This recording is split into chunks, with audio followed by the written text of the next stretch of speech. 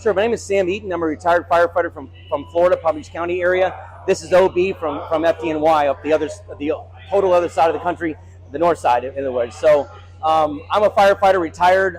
We met each other regarding all the things that the government has been doing to take away our freedoms, mainly starting with the vaccination mandates and things that went across the nation. We had firefighters, law enforcement, military, even my own family members that lost their careers or were forced to get a jab against their will during that time. This Rescue the Republic event embodies support against that type of thought process and the type of thought process that goes behind that.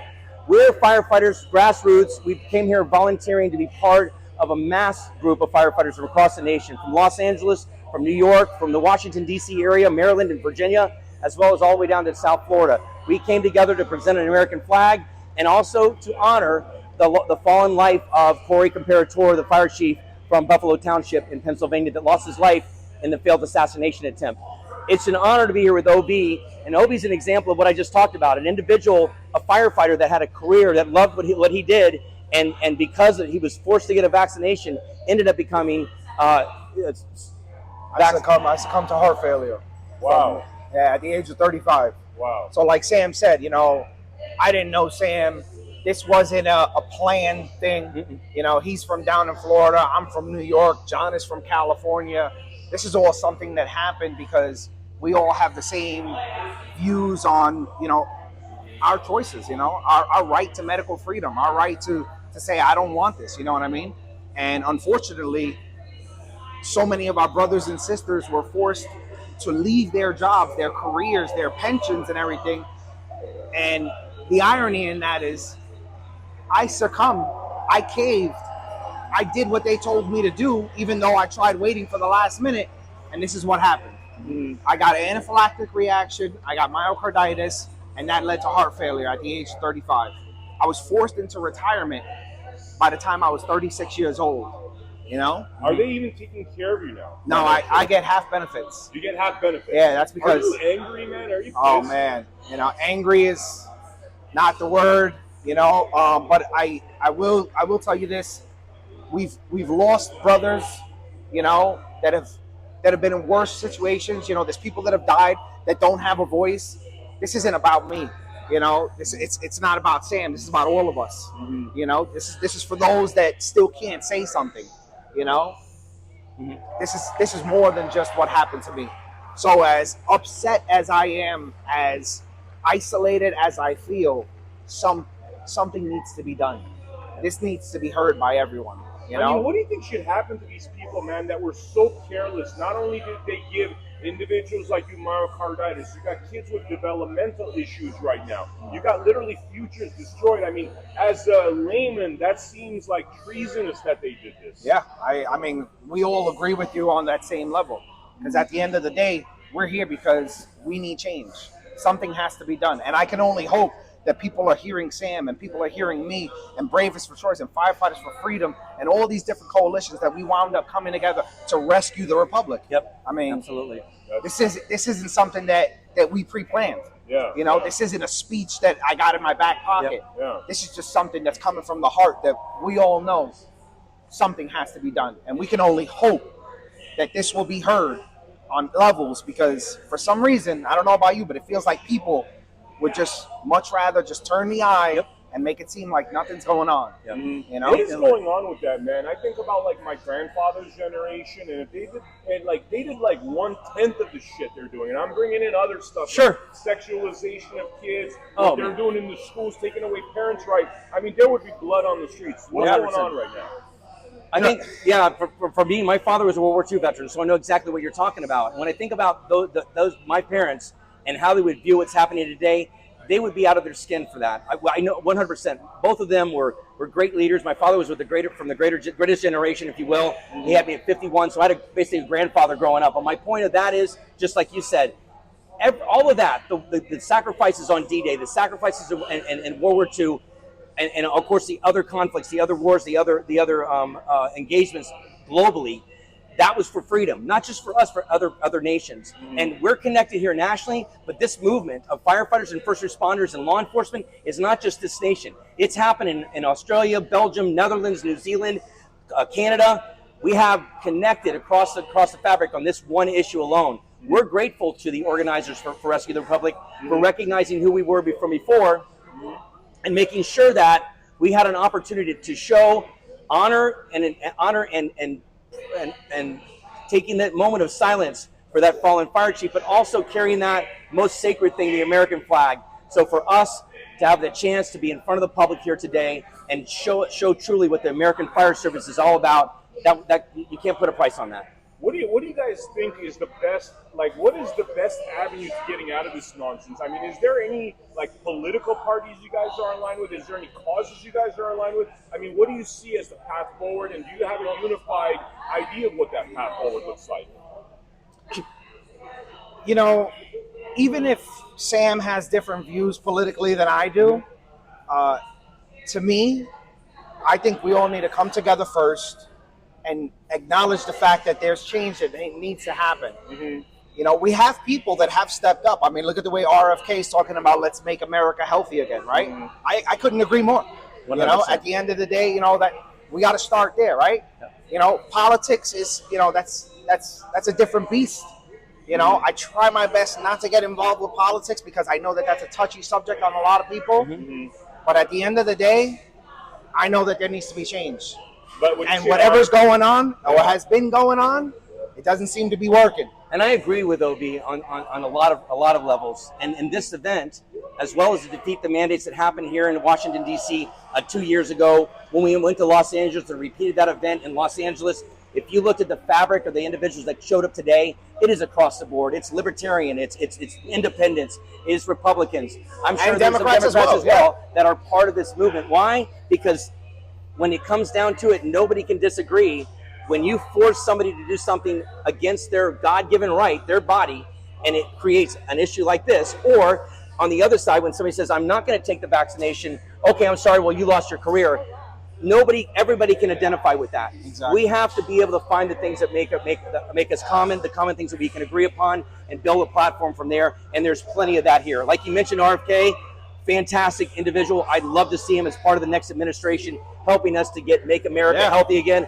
I love it. He's the guy for that job, 100%. So I do agree that it needs to be a bipartisan approach, and it has to be something, we have to find the things that we agree upon and build upon that. Yep. So RFK's talking about the pharmaceutical industry as a whole. I think is what he's getting to, because I've actually read the books that he's done with his writing partner, Brian Hooker, who's a 30-year PhD, studied all the vaccine damage, right?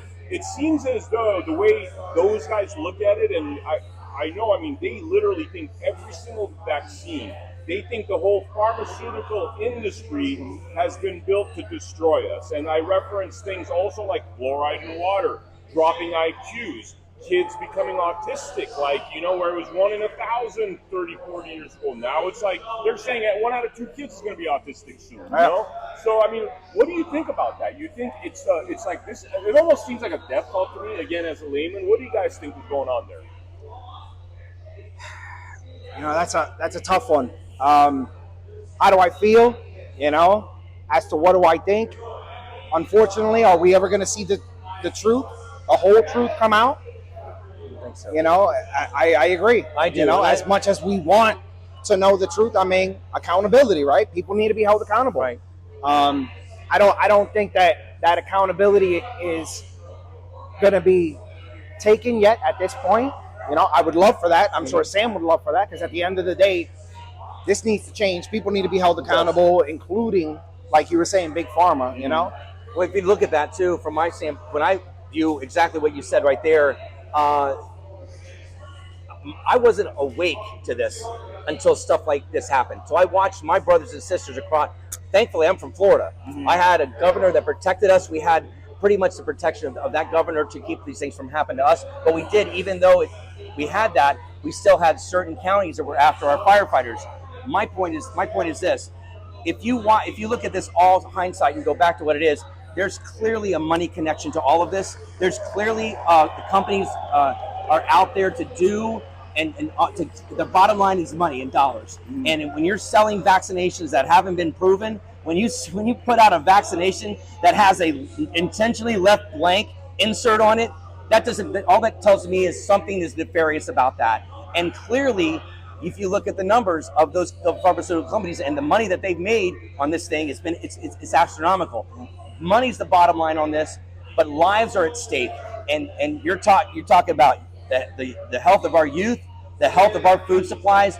All that stuff needs to be looked at again, especially after what we've seen in the last 4 years. All right, now I'm going to ask you a really off the beaten path question, right? You're firefighters. You're from New York, right? 9/11. What's your thoughts on that? You don't want to hear my thoughts on that. Yeah. A lot of people. That's. It's crazy you say that too. I do want to hear your thoughts on that, actually. I'm not going to dive into that one because although I wasn't at 9/11, I was a teenager when that happened. 9/11 affected me just like I'm sure it affected Sam, just like I'm sure it affected you. Yeah. Are we ever going to hear the truth?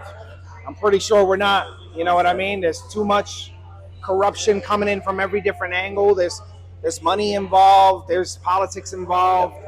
What I do know? Yeah. I felt like I was crazy when this was coming out, but I said I wasn't at 9/11 when it happened. But am I crazy to say that this kind of felt a little bit like it was leading in the same pattern as 9/11? Come down here. Come help us. Yeah. It's safe to breathe the air. Yeah. And all of a sudden, guys are dying. Yep. Guys are getting affected. Sure. I said that from day one. Is it just me? But I was crazy. I was just a conspiracy theorist, Yeah. It's real easy to be labeled a conspiracy theorist when you raise questions. That's how they shut you up. Yeah. It is. Everybody should be a free thinker. I would say to anybody watching this, open your mind. Look at what's happened just on the pharmaceutical side this last 4 years. And when you take a look at that, don't think that that's the parameter of deception. It's not the parameter of being nefarious. Those things extend in a lot of different ways. I don't know the truth on 9/11, and I'll just say this. We lost 343 your department lost 343 firefighters. Since that time, last year, September, we lost another 343. Now, we're past it now to cancer because of that mound. And the impact of that one event has been astronomical. That's right. For us, looking at this from a fire service, we all have our own opinions.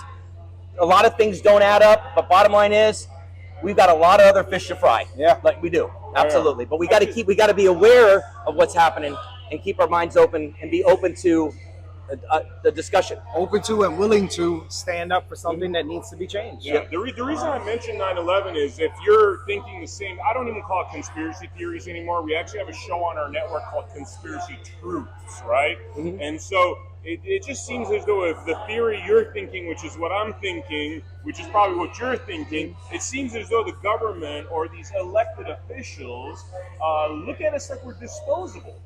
Yep. Yeah. That's a good way to put it. What is it? The difference between a conspiracy theory and a conspiracy truth is about 6 months. Yeah. So, I mean, literally, it just give it a little time. It'll be a truth soon. But well, could I say one thing? We interview a lot of people on the America Happens Network, and it's actually very sad. So much information that is verifiable has been left out from the mainstream media. So people are like, "Oh, the truth's not out there." I could tell you, I've interviewed a lawyer that has a 23-year case that is still to be heard by the federal courts, that has undeniable 100% proof that what you're thinking and what you're thinking and what I'm thinking is actually what happened. Yeah, and that's the beauty of this. I think when somebody says, "Oh my God, don't do your own research," that's what you did. There was never a problem doing your own research before. We're supposed to do that. That's how we get better at what we are. Now you can't even trust your Google search. 100%. Well, there you go. So when you research, you got to watch your sources. Yep. You should have multiple sources when you're doing something like that. But for us, bottom line is that you don't shame me because I did my own research. I've done a lot of it, and I tell you what I'm seeing. A lot of stuff doesn't add up.